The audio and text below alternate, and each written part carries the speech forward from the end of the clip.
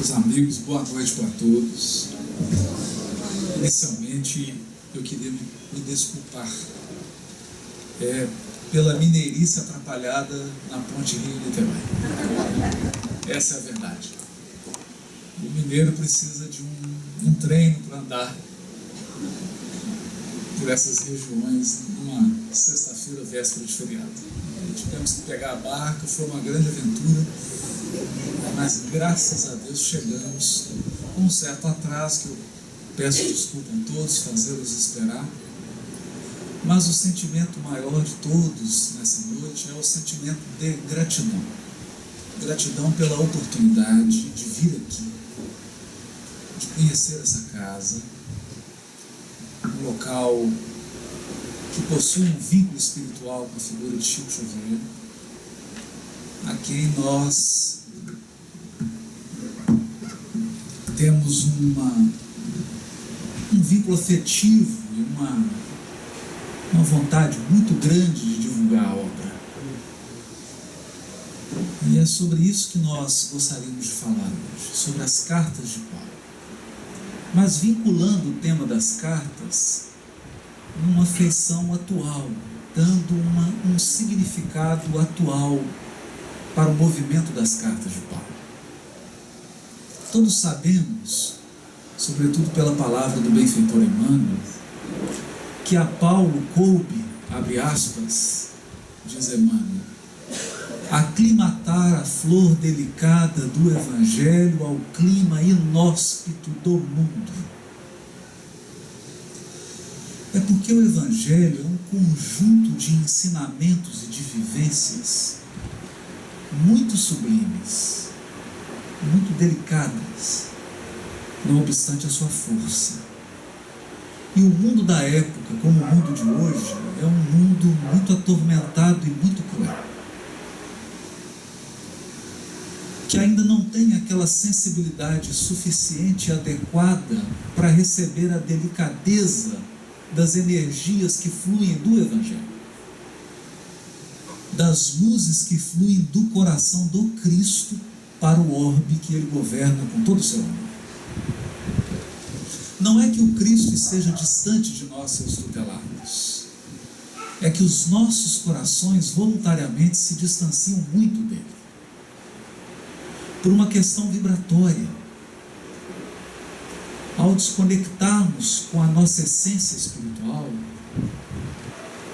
e com a força da nossa consciência, com a lei divina que vibra na nossa consciência, nós estabelecemos certas barreiras que impedem que o Cristo nos alcance.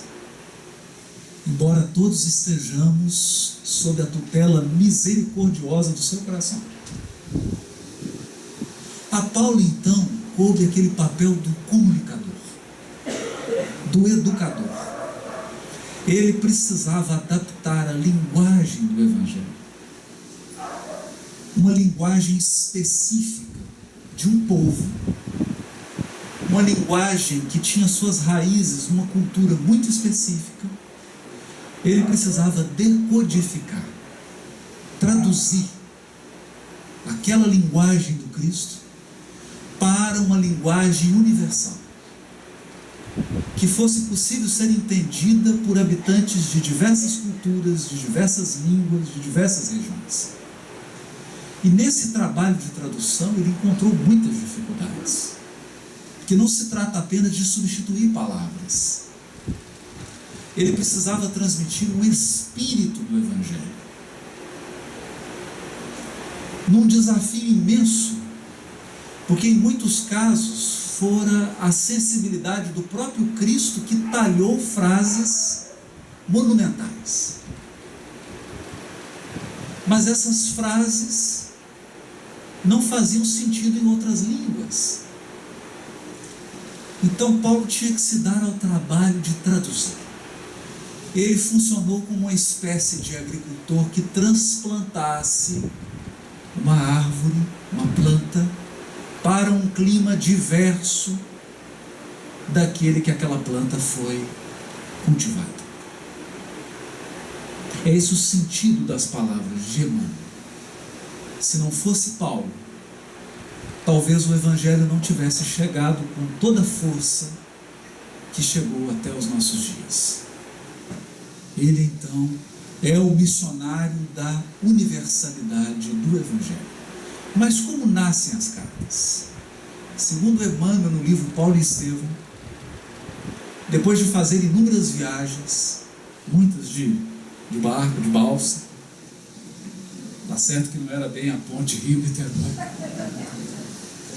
eram viagens mais longas, ele percebeu que isso é importante ser dito, que toda ação de um encarnado possui limites. Por maior a boa vontade, por maior a dedicação, por maior o esforço, nós temos um limite, que é o limite da ação humana.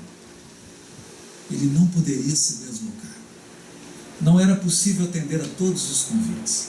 Não era possível participar da conciliação de conflitos, porque mal ele chegava de um lugar, teria que voltar novamente.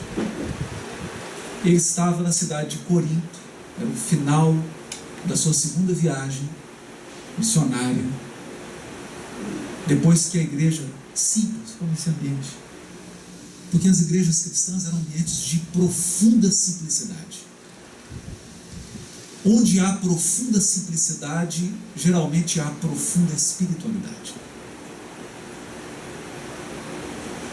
Porque o ambiente simples nos convida a fazer uma viagem interior. Paulo então fecha as portas singelas da igreja e chora. Chora como uma criança sentindo-se incapaz, na sua percepção, de atender às expectativas do Cristo. Ele queria transpor os limites humanos, mas isso não é possível. Nenhum de nós consegue burlar as leis divinas. E há leis soberanas que limitam a ação do homem encarnado. Enquanto ele chorava, o Cristo se materializa na igreja de Corinto. Era a segunda vez que Paulo teria um contato profundamente ostensivo com o Cristo. O primeiro às portas de Damasco, mas ali ele como que caía arrependido, revisava caminhos. Naquele momento não. Já era o Paulo convertido, o Paulo entregue ao trabalho do Evangelho. Jesus se aproxima dele e amorosamente lhe diz que não ficasse conturbado, que não se impressionasse com as necessidades do serviço, mas que utilizasse os poderes do Espírito. Poderes do Espírito.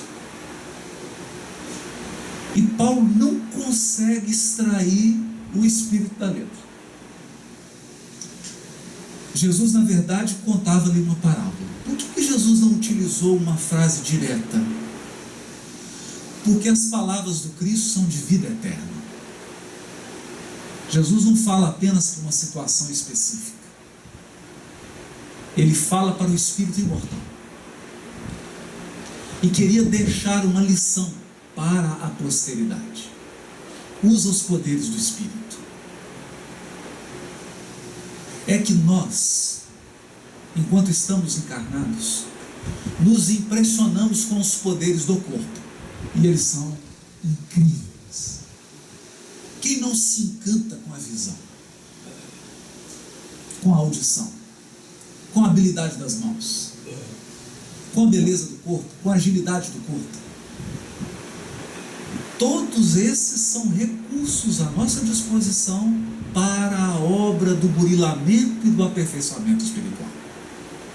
Mas acontece que todos nós detemos poderes muito maiores do que os poderes do corpo. São os poderes do Espírito. Entre eles, a faculdade de nos interligarmos espiritualmente, não importa a distância. A capacidade de intercedermos e de recebermos a intercessão espiritual. A capacidade de vibrarmos e de recebermos vibrações. De influenciarmos e sermos influenciados. De penetrarmos no passado. De divisarmos o futuro. De sentirmos a assistência da esfera superior. Todos são recursos espirituais sutis, à disposição de todos nós, mas que exigem na palavra sábia, e por que não engraçada do Chico, que o nosso pensamento vibre uma oitava acima. É que na maioria do dia a nossa mente está vinculada às preocupações e às obrigações cotidianas. Raramente nós temos um momento, segundos que sejam, para transcendermos a vida material. E quando somos capazes de fazer um silêncio interior, nós entramos em contato com essas forças, com essas potências da alma.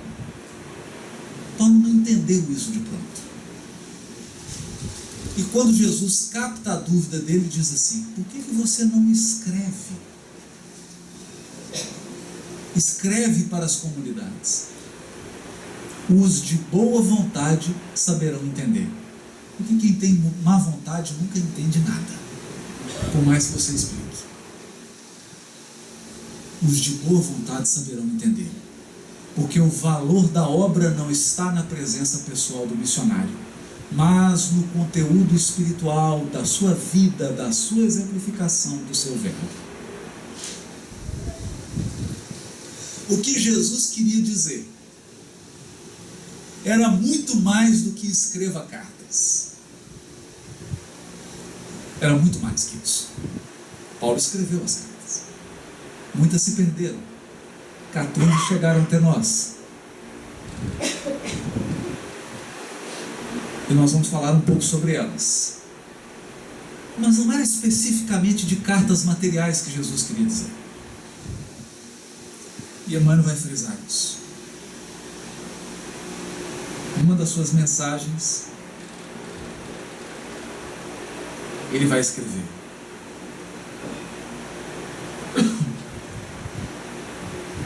transformemo-nos, pois, meus amigos, naquelas cartas vivas do Mestre dos Mestres, a que o apóstolo Paulo se refere em uma de suas advertências imortais, quando ele diz: vós sois as cartas vivas do Cristo.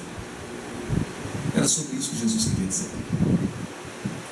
E que o Chico não cansava de repetir.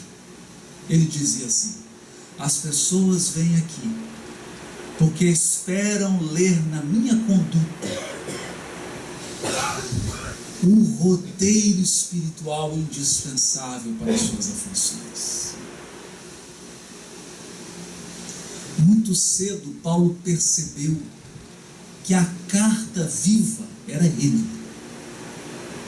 era a sua vida, porque Jesus não estava recrutando carteiros. Há uma diferença muito grande entre ser mensageiro e ser a mensagem. Esse é o ponto. Quando você é mensageiro, você entrega algo. E nem sempre há sequer um vínculo emocional entre o que você está entregando e a sua vida. Muitos sobem à tribuna espírita e falam da doutrina espírita, falam como estrangeiros, como alguém que entrega uma mensagem que é estranha a eles mesmos. São importantes. Eu diria que são fundamentais. Porque sem esses carteiros espirituais, a mensagem não se espalharia. Mas Jesus espera um pouco mais. Ele espera que os seus enviados sejam a mensagem viva.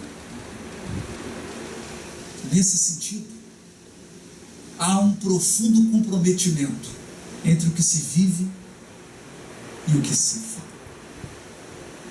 entre aquilo que se sente e aquilo que é transmitido. É uma diferença profunda, a diferença entre estar envolvido e estar comprometido. Há até uma piada em Minas Gerais. O mineiro gosta dessas coisinhas assim que dão uma ideia. A diferença entre envolvimento e compromisso é o café da manhã, ovos mexidos com bacon. A galinha está envolvida, mas o porco está comprometido. Ser uma carta viva do Cristo é estar comprometido até o sacrifício. E é nesse sentido que nós gostaríamos de abordar as cartas. Porque Emmanuel diz que naquele momento estabeleceu-se um intercâmbio entre a esfera do Cristo e o mundo. O que Jesus promete a Paulo é que ele, o Cristo, ditaria as cartas. Evidentemente que o pensamento do Cristo teria que sofrer um processo de adaptação para que fosse expresso na linguagem humana. Mas quando se abre o capítulo 13 da Epístola aos Coríntios, ainda que eu falasse a língua dos anjos e dos homens, se eu não tivesse amor, a sensação é que nós estamos diante do próprio Cristo falando. É o verbo do Cristo.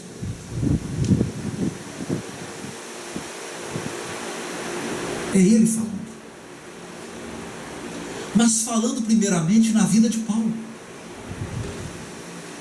E na conduta de Paulo. E é assim que o texto bíblico é escrito. Esse é o ponto que nós gostaríamos de frisar. Talvez se você esquecer de tudo dessa noite.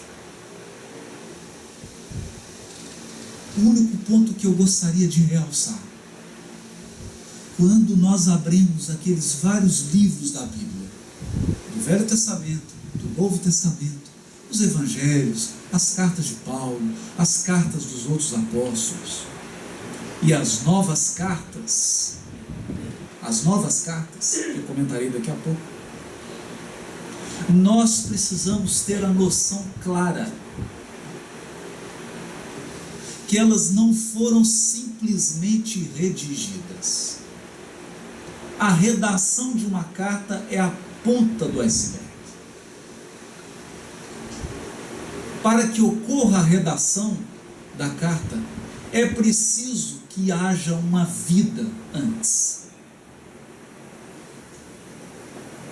Primeiro, o profeta, o médium, o apóstolo, precisa transformar-se numa mensagem viva. Depois ele escreve. É por isso que esses textos têm uma força que atravessa os séculos. No livro Paulo Estevão, Emmanuel retrata dois momentos profundamente sensíveis da redação das cartas. Uma, quando Paulo redigia a carta aos Hebreus, que ninguém reconhece como sendo de Paulo. Porque Paulo costumava reunir um corpo de amigos e ele ditava as cartas e dialogava. Era um processo coletivo. Portanto, o estilo literário era fragmentado. Até que ele chega a Roma e resolve falar com um grupo de judeus e é absolutamente rejeitado. Ele já estava no final da vida, sente aquela profunda rejeição, e aí tem aquele momento de raiva e fala: nunca mais falo com o meu povo.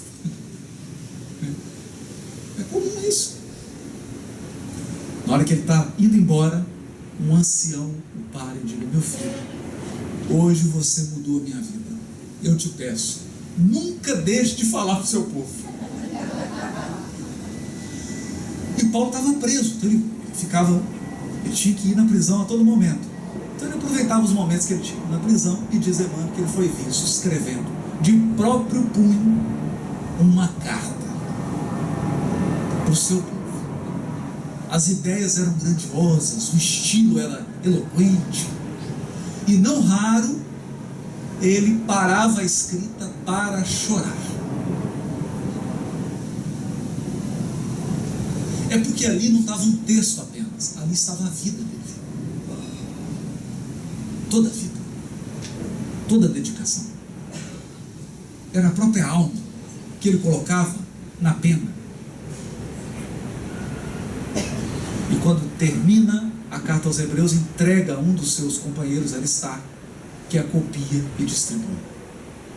E chega até nós essa carta monumental, que é a carta aos Hebreus. Outro momento,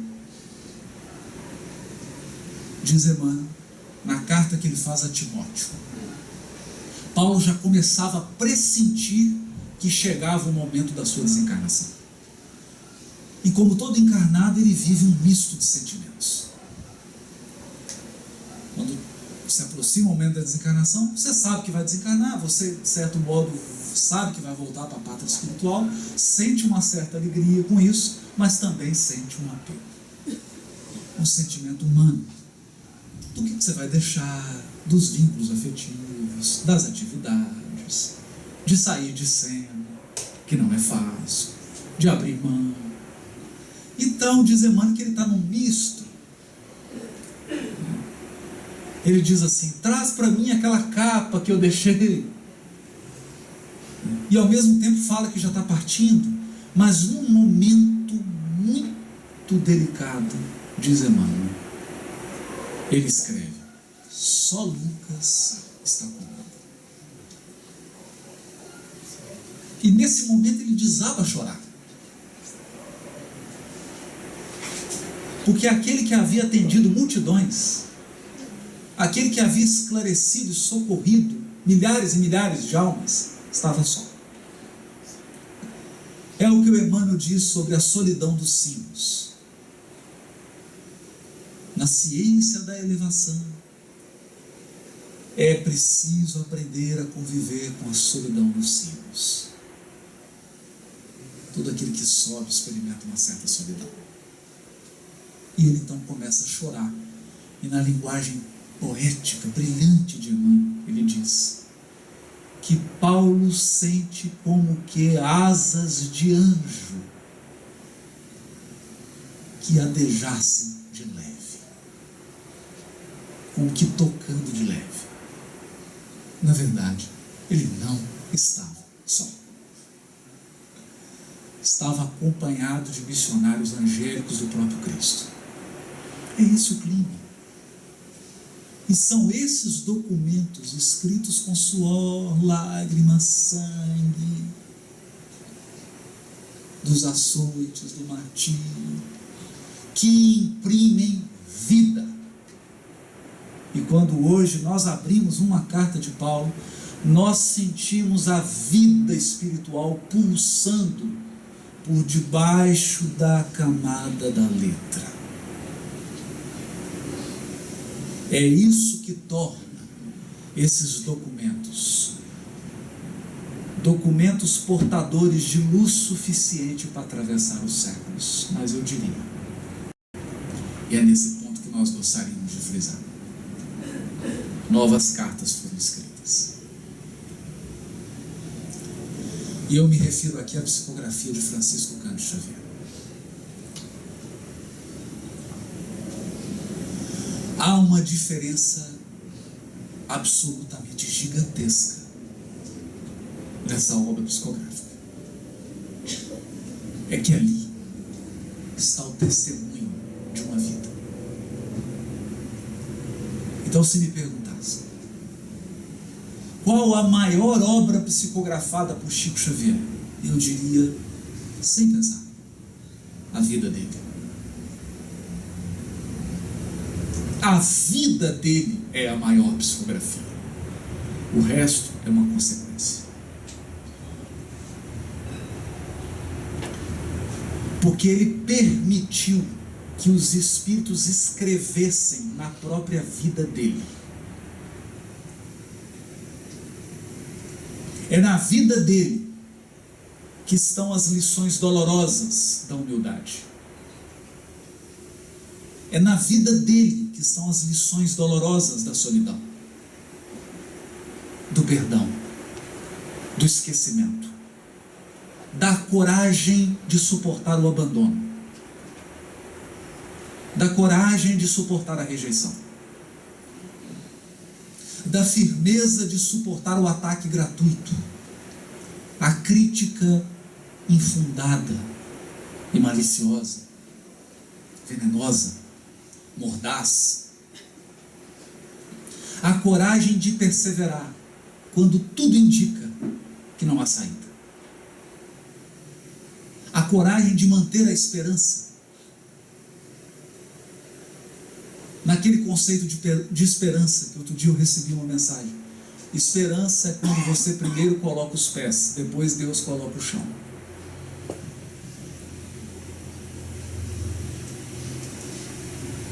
Em muitos momentos, ele soube suportar. E por que não? As lições de amor espiritual, de amizade, de dedicação, de amparo, de inspiração, de sustentação, de intervenção dos amigos espirituais que levaram adiante esse grande projeto. Em especial, Emmanuel e Dr. Bezerra de Menezes. Ao lado de uma pleiade de espíritos. Muitos anônimos, de hierarquia espiritual que sequer nós desconfiamos. Nessa carta viva que se transformou-se, foi possível a ponta do iceberg surgir, que são as obras. E não foram poucas. Dia virá. Dia virá em que essa literatura será incorporada à Bíblia.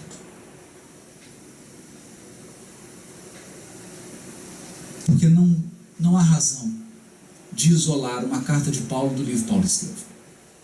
Não há razão para isso. Não há por que separar uma carta de Tiago da série Fonte Viva.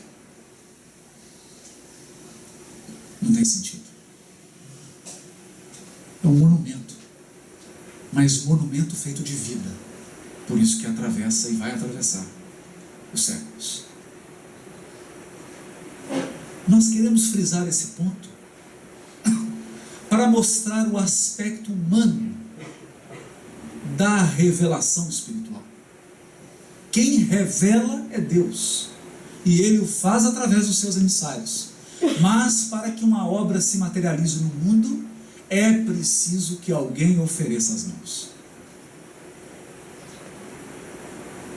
É preciso que um de nós colabore. É uma obra de cooperação.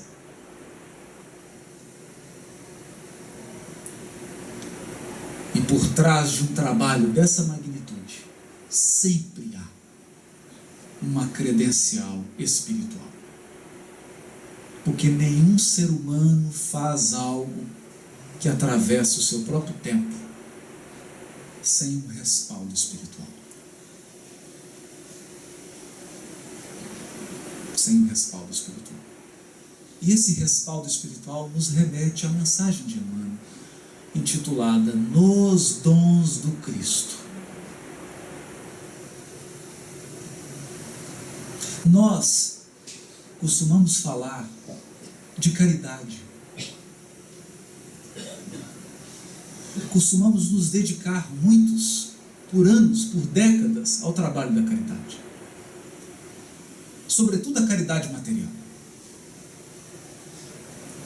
Pessoas com o coração cheio de amor reúnem mantimentos, agasalhos e levam para pessoas carentes, atendendo aquela premissa.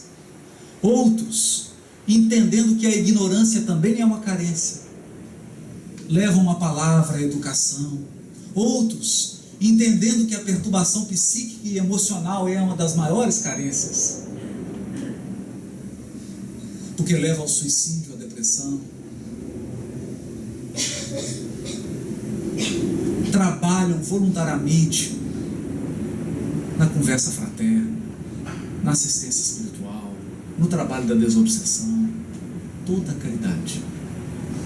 Mas nós espíritas muitas vezes temos dificuldade de entender a caridade de Deus.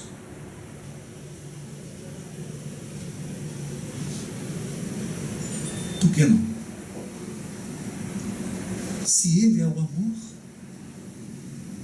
haveria alguém mais caridoso que o próprio Deus?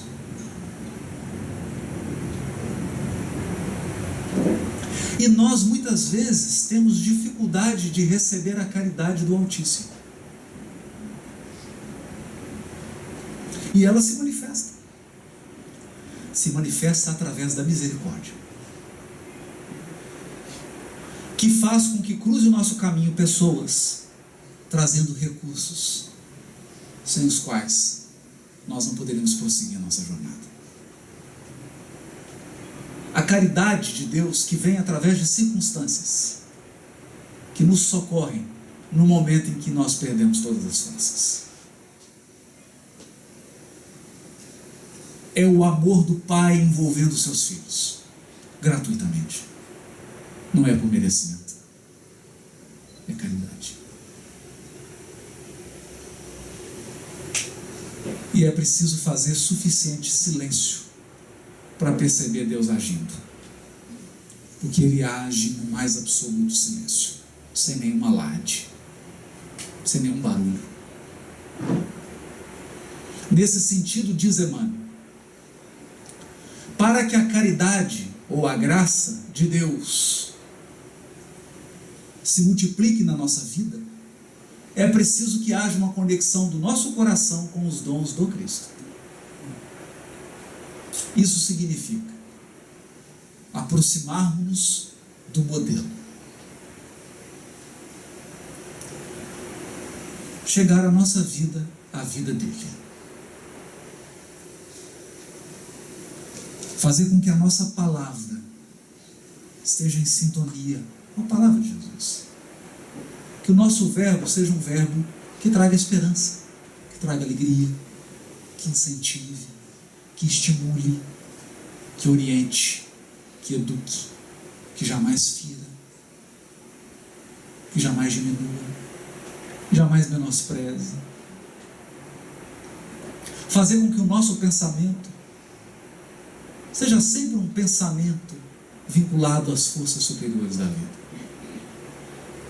Que o nosso coração até receba, mas não guarde a mágoa, o ressentimento, o ódio, a inveja, o ciúme, o apego. Fazer com que a nossa conduta seja singela e simples, e sempre colaborativa, jamais impondo, sempre agregando, compondo. Quando isso ocorre, a carta passa a ser redigida.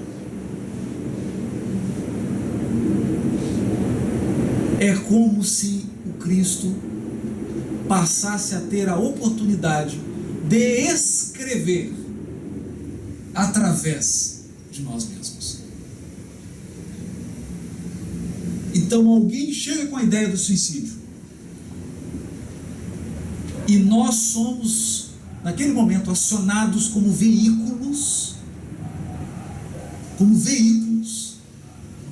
para trazer de volta a esperança, para trazer de volta a coragem de suportar as dificuldades, para trazer de volta a fé de que dias melhores virão. E uma história de resgate é escrita no silêncio. É uma carta.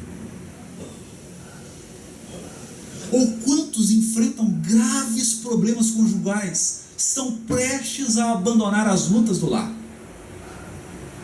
prestes a ceder às pressões e às dificuldades da relação conjugal. E naquele momento Cristo aciona alguém com a sua palavra consoladora, com o seu verbo orientador, com o seu verbo educativo, que faz a criatura refletir sobre a importância dos vínculos, sobre a dificuldade de todos os relacionamentos, sobre a importância de se plantar e cultivar para que se possa colher, da necessidade de amar antes de ser amado,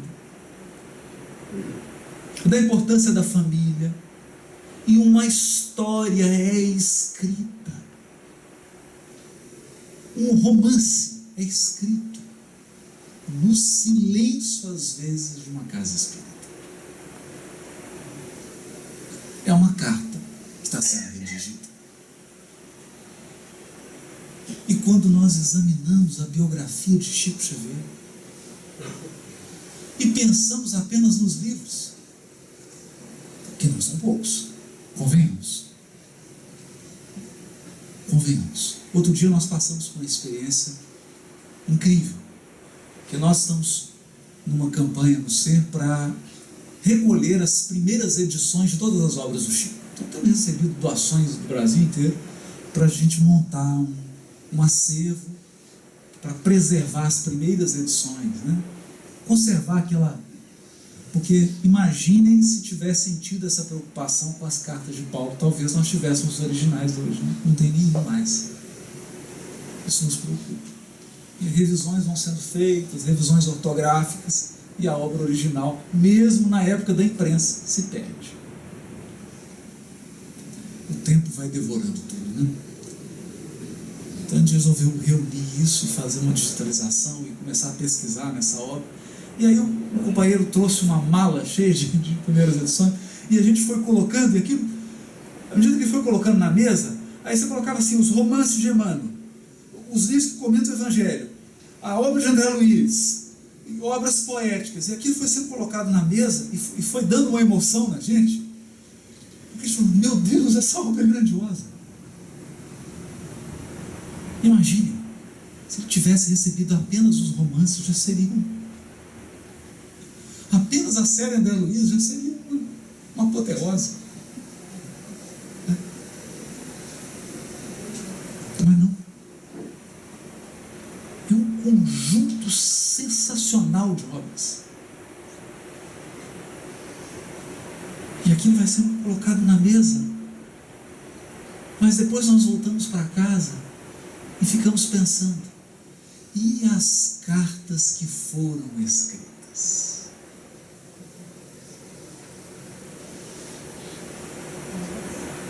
No silêncio do grupo, da prece. Quantas mães procuraram? Com a maior dor que um ser humano pode ter nessa terra, que é a dor de perder um filho.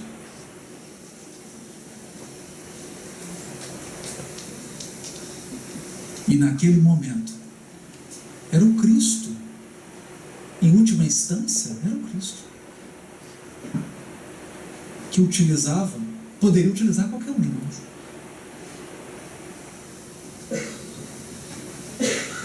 Mas naquele momento, um instrumento absolutamente dócil, um instrumento absolutamente disponível, entregue, puro, era o Chico. E através dele, cartas foram escritas. Histórias, histórias, histórias. Cada história. Eu me recordo que certa vez fui convidado para falar num encontro médico na cidade de São Paulo. Quando eu chego no encontro, uma senhora assim, muito animada, muito alegre, me recebeu, começou a brincar. Ele falou, você gosta de casos do Chico? Eu tenho um para você. Na minha juventude, eu era comunista, daquelas de guerrilha,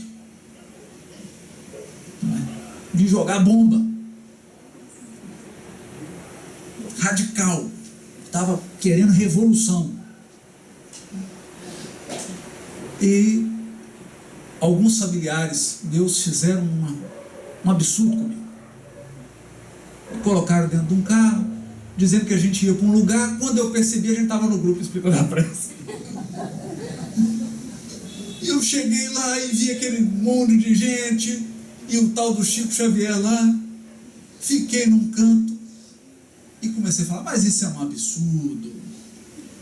Esse povo aqui que fica parecendo um monte de bobo, idolatrando um homem, é uma bobagem isso. E começou a falar alto, né? E as pessoas começaram a se incomodar com aquilo. Se incomodar com aquilo. E num determinado momento, que ela quase que estava ofendendo o Chico, né? O Chico levanta e vem na direção dela. Todo mundo já ficou, meu Deus, o que vai ser, né? Ficou quietinho.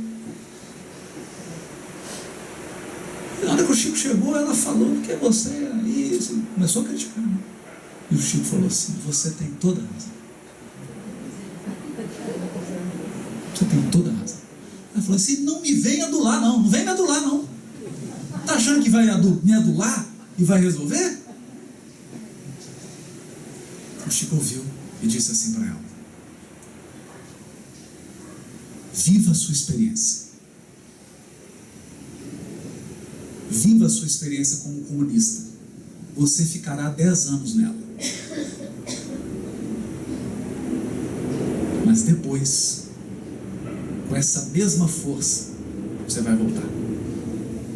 Aqui, 10 anos se passaram. Ela mudou a sua percepção da vida, dos acontecimentos, das pessoas. Fez uma grande volta. E veio me contar sobre isso. E eu acho que aquela mesma energia que ela tinha com o comunismo, ela tem agora com a doutrina espírita. Direcionou, né? A força. Então uma carta foi escrita. Um romance foi escrito. Com um simples gesto. De alguém que soube transmutar uma agressão numa orientação.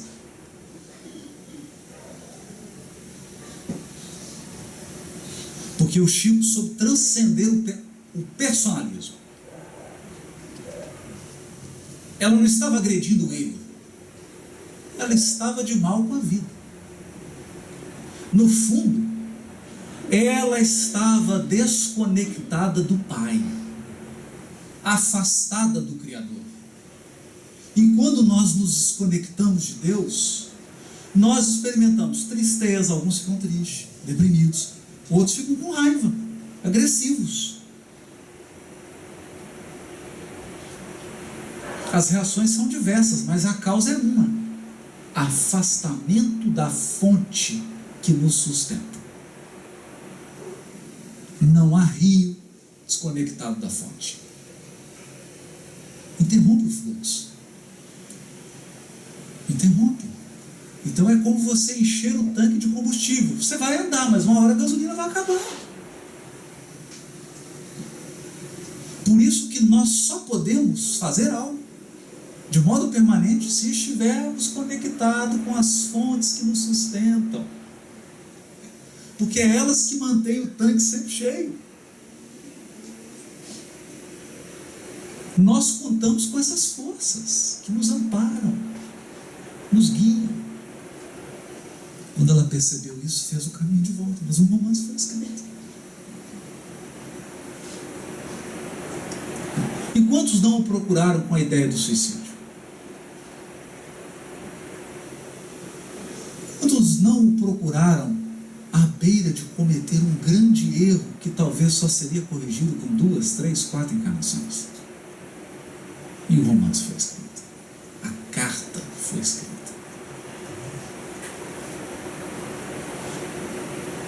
É nesse sentido que nós gostaríamos de falar das cartas de Paulo. Porque você pode abrir Romanos, 1 Coríntios, 2 Coríntios, ou a carta aos Gálatas. Porque é a carta que fala ao povo da Gália. São os nossos ancestrais, a doutrina vem daí. Igreja de Lyon. Igreja de Irineu de Lyon, discípulo de João Evangelista, que é o espírito que coordena a doutrina espírita. Está lá no Prolegômeno, sou o primeiro a assinar. Capítulo 25 do livro Crônica de Alentum. A carta aos Gálatas é a nossa mãe. Nós viemos daí. Você pode abrir primeiro e segundo aos Tessalonicenses, Colossenses, Filipenses, a carta aos Hebreus, Timóteo, Tito.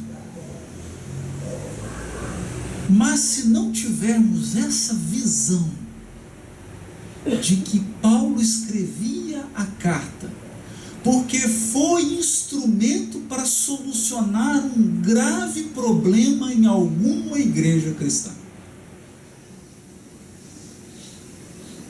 em algum momento, uma comunidade cristã viveu um grave problema que quase a levou à extinção. Nesse momento chegou a carta de Paulo.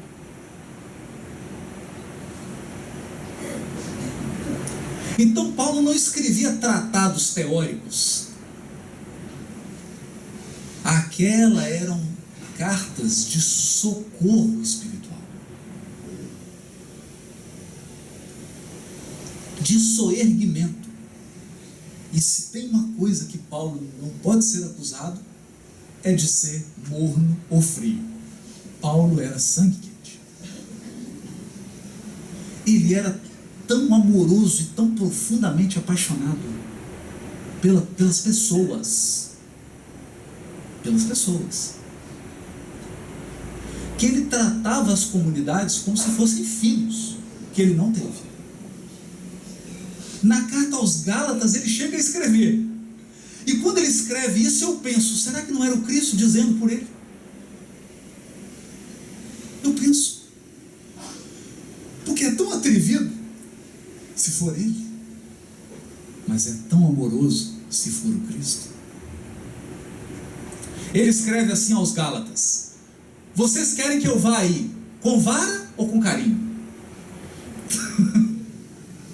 Não é? Se fosse passar isso para uma linguagem nordestina, vocês estão querendo um chicote ou um cheirinho? Não é? Como é que vocês querem que eu vá aí? Para dar uma coça ou para... E quantos já viram o Chico Emérito? Pegava alguém no canto, assim, a pessoa ficava até pálida, né? E também amoroso. Mas nós não podemos dizer que ele não estava 100% comprometido e envolvido.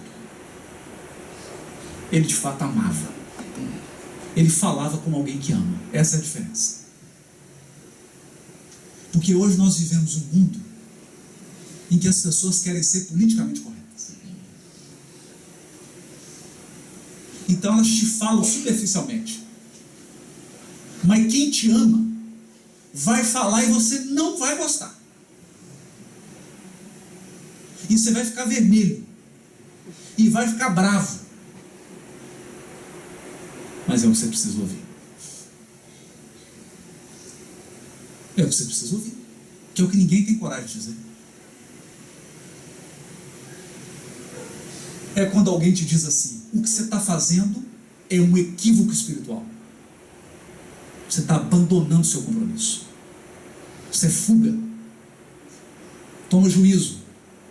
Mas você não gosta de ouvir. E Paulo dizia isso. Tinha coragem de dizer. Que é a linguagem do amor. O amor se implica. Ele se implica. Ele está absolutamente envolvido. Ele fala como alguém que está junto. Não fala como alguém que está distante.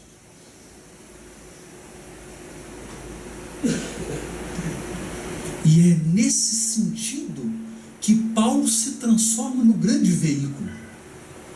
Porque é através dele que o Cristo se relaciona com as comunidades. Isso nós gostaríamos de frisar, porque nós precisamos trazer hoje, precisamos trazer isso para a experiência espírita.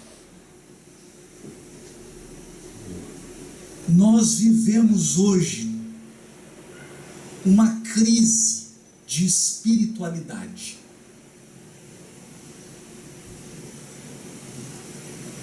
Por quê? Não é por culpa de fulano, ciclano, não é isso. É uma conjuntura do mundo em transição. Qual que é a crise da espiritualidade?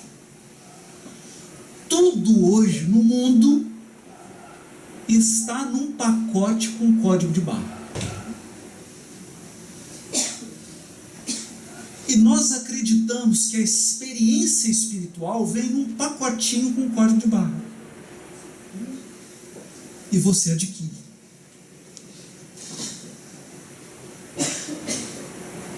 Então, muitos se tornam espíritas por 10, 20, 30 anos.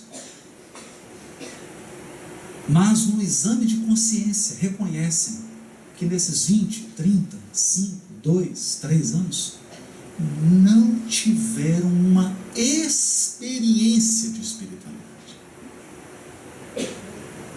Porque não é ver espírito, ouvir espírito. Isso é fácil. Eu prometo a todos aqui. É uma profecia. Todos aqui verão espíritos. Todos aqui vão ouvir espíritos. Todos aqui vão conversar com espíritos assim que desencarnarem. Eu prometo. Vão ser muitos espíritos.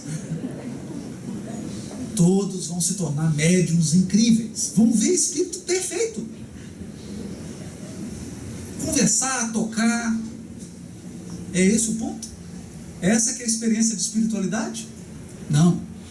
A experiência de espiritualidade é sentir-se espírito.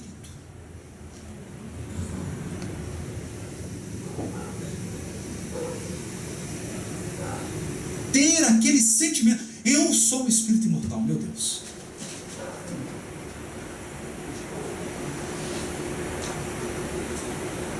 Eu sou um espírito imortal.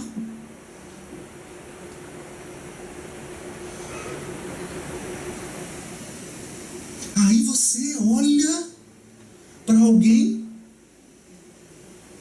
e diz assim: nós estamos tendo aqui uma dificuldade, mas daqui 5.000 anos vai estar tudo tão bom.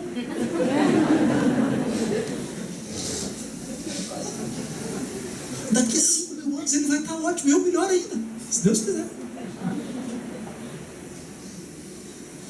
Porque toda imperfeição tem data de validade.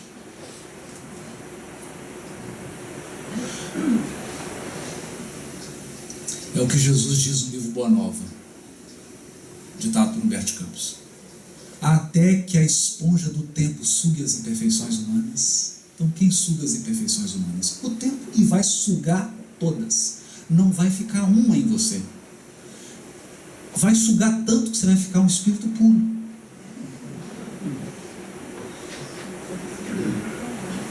Por isso os espíritos são absolutamente inteligentes. Eles dizem: foca nas virtudes. Não focaliza vício ou defeito de ninguém. Porque você está focalizando num produto que vai ficar velho, vai acabar. Imperfeição vai acabar. Só as virtudes e os dons permanecerão. Inclusive em nós. Então, sentir-se espírito imortal é uma experiência de espiritualidade, mas tem uma experiência ainda maior que essa. Sentir-se filho de Deus. Essa é demais. Sentir-se um filho amado e sustentado pelo Pai.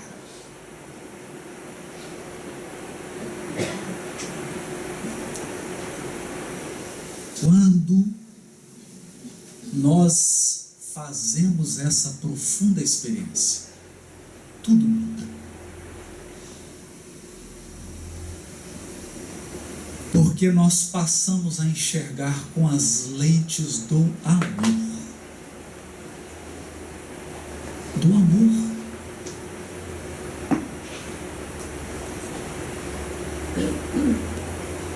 É isso que nós estamos buscando. É essa mensagem que nós estamos buscando. É essa mensagem que o Cristo quer escrever em nós. O amor. Você olhar com amor.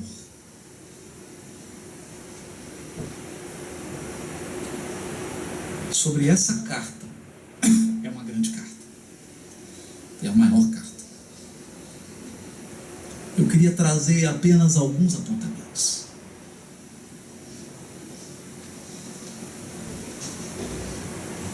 Eu me recordo de duas grandes experiências. Uma coisa muito dolorosa é você lidar com o crime.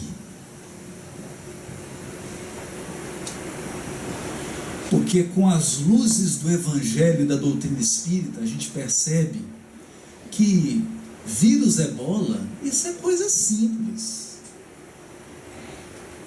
Vírus ebola não é nada. Tem um vírus, mas muito mais perigoso, que é o vírus da criminalidade. Porque ele destrói a criatura e a vida dela, e ela não percebe que está doente. Entende? Ele acha que está ganhando.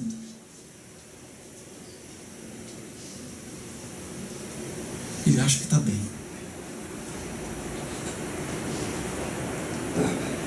Então, quando você lida com o crime mesmo, as maiores atrocidades, e chega o doente, não o criminoso, o doente. Porque quando o Chico perguntou para Emmanuel assim, Emmanuel, o que é um criminoso? E Emmanuel disse, não, um assassino, um criminoso. Ele falou, só Chico, é qualquer um de nós que foi descoberto. Interessante, né? Porque se devassar seu passado espiritual,